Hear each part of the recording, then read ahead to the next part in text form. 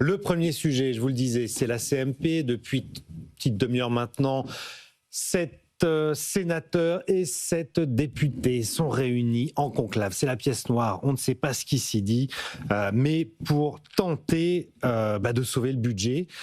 Jean-Marc, allez, c'est le journaliste avec lequel j'ai envie de commencer pour voir un peu, prendre la température de ces derniers jours.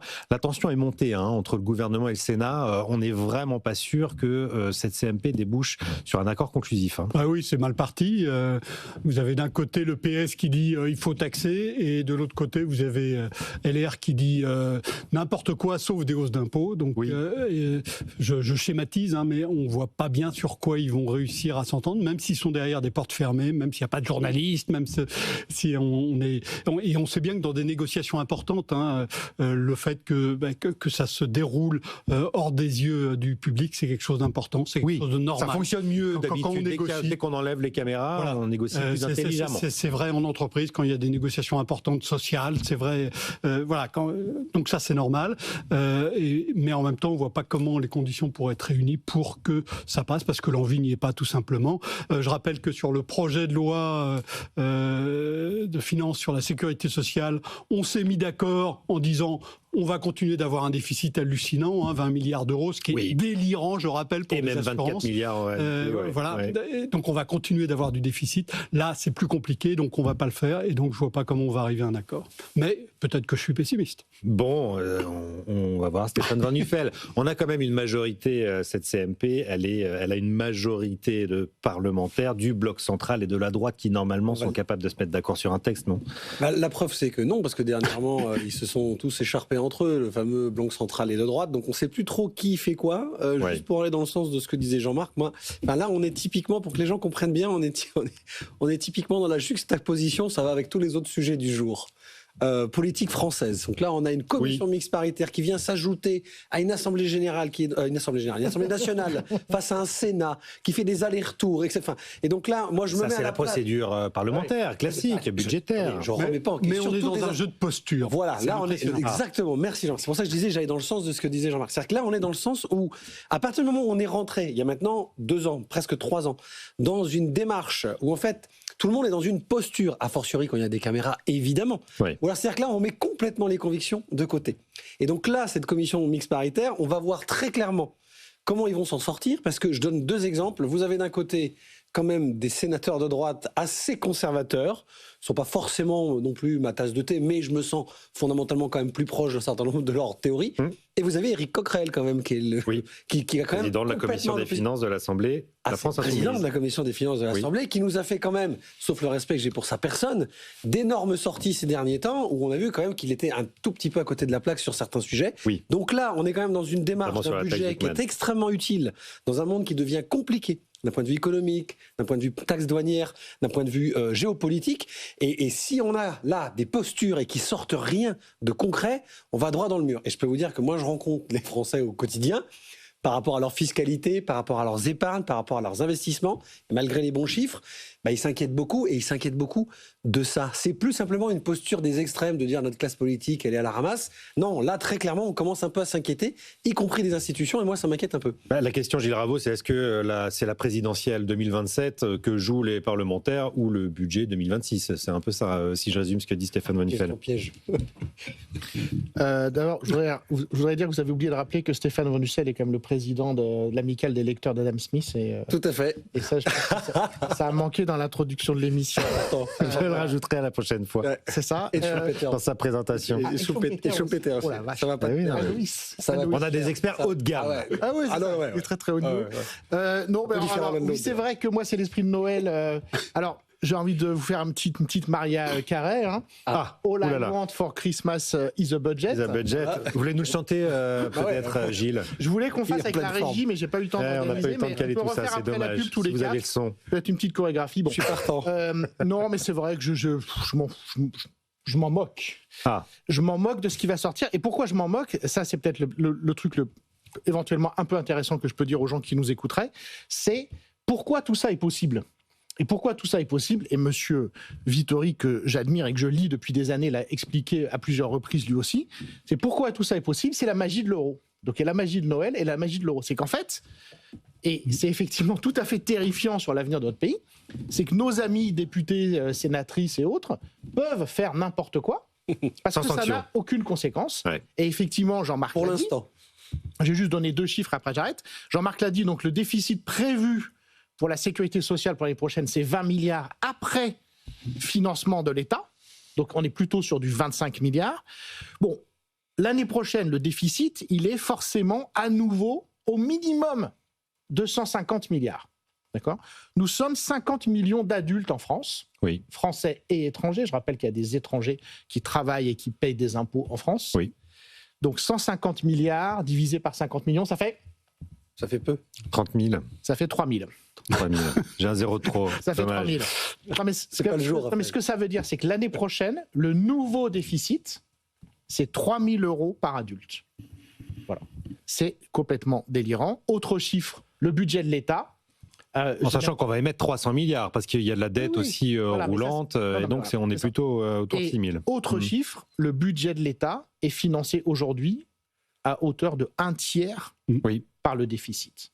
Pour ça que je n'aime pas. C'est important de le rappeler. Hein. On dit souvent 5% de déficit parce qu'on se le calcule par rapport à la création de valeur en France. C'est ça. Mais c'est une question de rentrée et de sortie et qu'effectivement. Et je n'aime pas du tout. Et quand j'étais journaliste économique, j'aimais embêter mes collègues journalistes économiques avec ça. Oui. Je pense qu'on parle beaucoup trop de ces 5% qui sont en fait un héritage de Maastricht. En fait, on l'a oublié, mais l'obsession en pourcentage du PIB.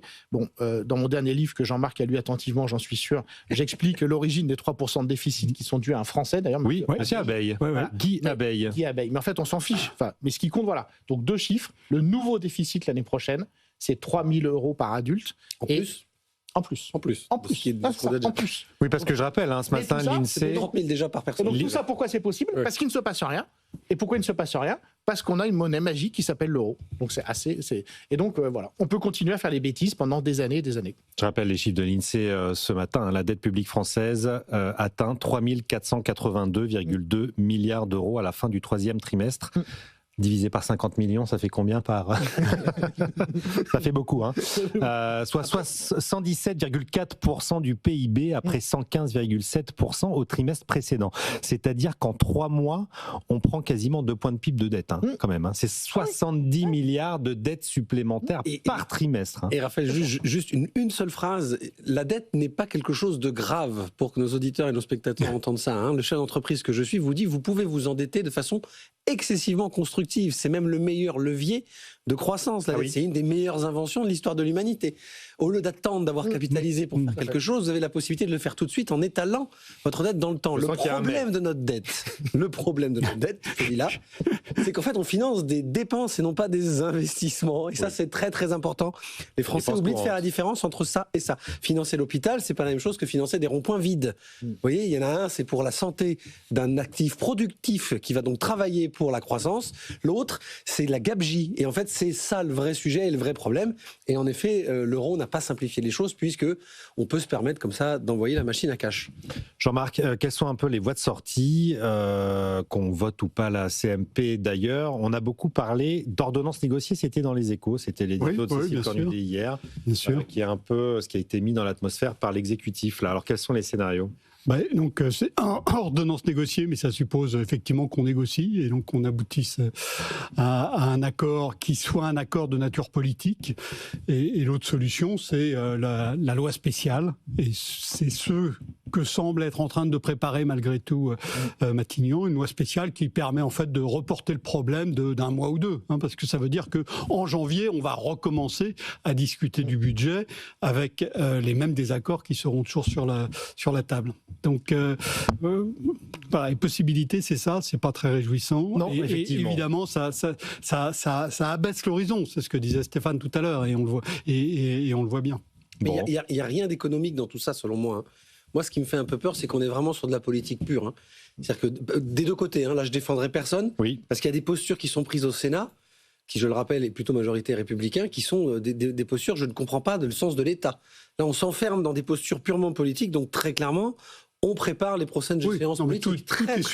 Tout est clairement surdéterminé actuellement par la perspective de l'élection présidentielle. Oui, mais ça, pas le moindre doute. Si c'était dans 6 mois, mais c'est dans 1 an et demi. Oui, c'est dans 1 an et demi. C'est pas les municipales de mars. Et si vous avez aimé le budget 26, vous allez adorer le budget 27. Parce que ça va être encore plus tendu à ce moment-là. Et moi, à titre personnel, je ne comprends pas du tout le discours sur la clarification de la présidentielle, puisque là aussi, une donnée simple qu'il faut rappeler, c'est qu'un tiers de l'électorat, c'est les vieux.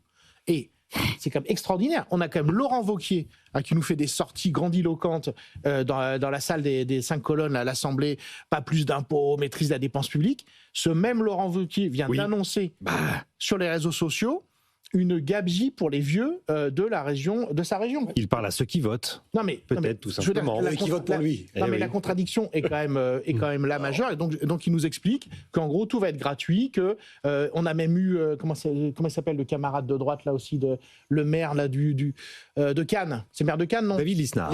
Non, c'est pas lui. Bref, je sais plus quel maire de droite là où il y a une ville où il y a que des vieux qui nous annonce qu'il va faire les transports collectifs gratuits pour tous les vieux. Ah, ça c'est magique. Je ne l'ai pas vu, je ne sais pas. Enfin bon, Non mais la droite est totalement, parce que si on y va, allons-y, c'est Noël, la droite est totalement prisonnière de l'électorat vieux, et juste pour rappeler aux gens, mais tout le monde l'a compris, sauf les journalistes politiques français, le débat entre ne pas augmenter les impôts et baisser les recettes, c'est pareil. Et donc en fait, qu'est-ce qui va se passer? Parce que là par contre, l'avenir, il est quand même connu. C'est qu'effectivement, je pense, en tout cas moi, mon pronostic, c'est que on va faire un affichage éventuellement pour avoir l'accord du centre et de la droite, ou peut-être qu'il n'y aura pas de hausse d'impôts. Oui. Et simplement, comme les dépenses sociales sont très fortes en France, il y aura une baisse des dépenses sociales, comme ça, avec notamment les remboursements de santé. Et donc voilà, et donc c'est exactement la même chose. Si on vous rembourse moins ou si on vous taxe plus, c'est exactement pareil. Et je pense que là, il y a une voie de sortie politique d'afficher en disant il n'y a pas de hausse d'impôts sur les ménages notamment. On sait que ça a été un mantra aussi de la majorité présidentielle pendant des années. Et oui. Bon, voilà, c'est très facile de prendre plus aux gens en leur remboursant moins. Enterré cette année. On suit en direct la CMP.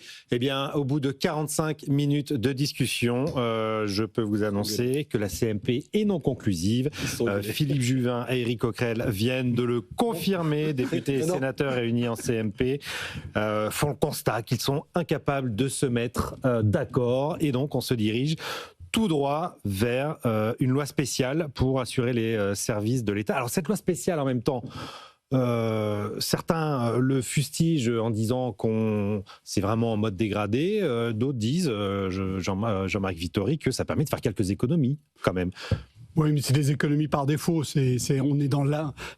On est dans une séquence très politique et la loi spéciale, c'est exactement le contraire de quelque chose de politique. Je rappelle que le budget, c'est quelque chose d'éminemment politique. C'est pour ça qu'on a créé l'Assemblée nationale et la démocratie parlementaire depuis 3 siècles. C'est pour voter le budget. C'est au cœur de la politique. Et la loi spéciale, c'est clairement un non-choix politique. Donc, je ne pense pas qu'on puisse se réjouir du fait que ça peut permettre de grappiller quelques centaines de millions à gauche et quelques centaines de millions à droite. Ça me paraît un calcul tout à fait périlleux. Juste sur le fait, si la CMP s'est donc déjà conclue, ça a été très très vite. Oui, ça a été très rapide. Elle devait potentiellement durer jusqu'à samedi soir. Ça a commencé il a fallu 45 minutes. Ça a commencé à 9h30. À 10h13, l'urgent vient de tomber. Il est 10h16. Donc ça veut bien dire que c'était totalement irréconciliable. Et on est bien dans le jeu de posture qu'on décrivait à fond. On est d'accord. Non mais Jean-Marc rappelait que les chambres électives, parce que c'est même avant la Révolution française. Oui, c'est pour ça que depuis 3 siècles. Les chambres des pairs ont toujours eu comme prérogative l'argent. Bon, il y a eu des époques où, quoi qu'elles disent, de toute façon, c'était quand même fait par le roi à l'époque. Et c'est vrai que là, on est typiquement. Ils ont commencé à 9h30, il est 10h15. En 45 minutes, ça a été réglé. Bon. Après, ça discute beaucoup depuis le début de la semaine, évidemment. Et bien là, moi, je trouve que pour tous les Français qui se lèvent le matin, qu'ils soient agriculteurs dans l'industrie, dans la fonction publique, etc., là, très clairement, on vient de leur cracher au visage. Moi, ça me rend complètement dingue, mon cher Raphaël, un truc comme ça. Oui. Mais bon, c'est pas. Voilà, ça n'engage que moi. Mais ça va mal finir, peut-être à un moment donné. Et François Villeroy de Gallo qui annonçait ce matin qu'une loi spéciale nous conduirait à un déficit nettement supérieur à ce qui est souhaitable, plus de 5, c'est sûr. Notamment parce qu'elle ne comporte pas de mesures d'économie. Bon, on est reparti pour le scénario du début d'année, c'est-à-dire que du coup là, tout le monde se réunit après les fêtes au mois de janvier. On va devoir préparer un nouveau budget à minima, et puis advienne que pourra. Bon. Allez à Jacques Taest. Allez à Jacques Taest. Et en tout cas, on peut aussi nominer Jean-Marc Vittori pour le prix Nobel d'économie 2026, puisque il a réussi ce qu'on n'arrive pas à faire dans la profession, c'est qu'il a réussi à prédire exactement ce qui s'est passé sur la CMP, puisque... Et ben voilà, moi j'avais fait le pari effectivement que ça passerait. C'est pas la première fois, mais c'est pas la première fois l'ensemble de son œuvre, prédit largement. Bravo Jean-Marc. Alors Jean-Marc,